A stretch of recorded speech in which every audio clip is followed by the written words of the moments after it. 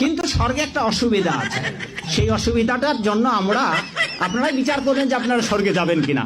স্বর্গে, সঞ্জয় বাবু, স্বর্গে একটা অসুবিধা আছে, সেটা হচ্ছে কি, যে যেই পরিমাণ আপনার ক্ষুধা লাগবে স্বর্গের দেবতারা এই পরিমাণ আপনাকে খেতে দেবে না। ওখানে সুন্দর সুন্দর পাকা ফল আছে, কিন্তু গাছের ডাল থেকে ছুটে আপনি খেতে পারবেন না। ক্ষুধার ঠেলায় আপনি জল খেতে যাবেন, ওই সরোবরে নদীতে যে স্রোতস্বিনী ধারা আছে, ওই জল আপনি হাতে উঠে খেতে পারবেন না।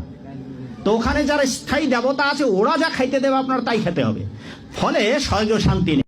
জান্নাতের সবচেয়ে বড় বিষয়টা কি? আল্লাহ পাককে আমরা এই চোখ দিয়ে দেখতে পারবো ইনশাআল্লাহ। জান্নাত মানে কি? যা ইচ্ছা তাই করতে পারবেন। জান্নাত মানে কি? আপনি চাচ্ছেন, আল্লাহ আমি এখন একটা খামর চাই, শরাব আপনার সামনে হাজির, চিন্তা করার সাথে সাথে। জান্নাত মানে কি?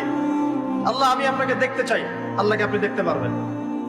জান্নাত মানে কি? আপনি মধুর নহর, দুধের নহর, পানির নহর, শরাবের নহর, হুরে নিন চতুর্দিকে ঘোরাফেরা করছে।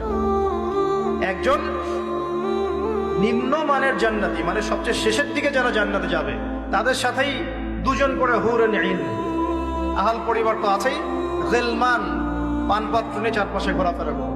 জান্নাত মানে কি? যেখানে যা ইচ্ছা তাই করা যাবে, বলার কেউ নাই, বাধা দেওয়ার কেউ নাই, সেখানে কোনো মৃত্যু নাই, সেখানে কোনো অহেতুক কথাবার্তাও নাই, কোনো গান গল্প নাই, কোনো মিথ্যা নাই, কষ্টের ক্লেশ মাত্র নাই, থুতু ফেলতে হবে না। জান্নাত মানে থুতু ফেলতে হবে না। জান্নাত মানে হাঁচি হবে না, নাক ঝাড়তে হবে না। জান্নাত মানে ইস্তেঞ্জা, পেশাব পায়খানা করার টেনশন নাই। মানুষ খাবার খাবে, একটা ঢেকুর তুলবে, ব্যাস খাবার হজম হয়ে গেছে। আর জান্নাতের সবচেয়ে বড় বিষয়টা কি?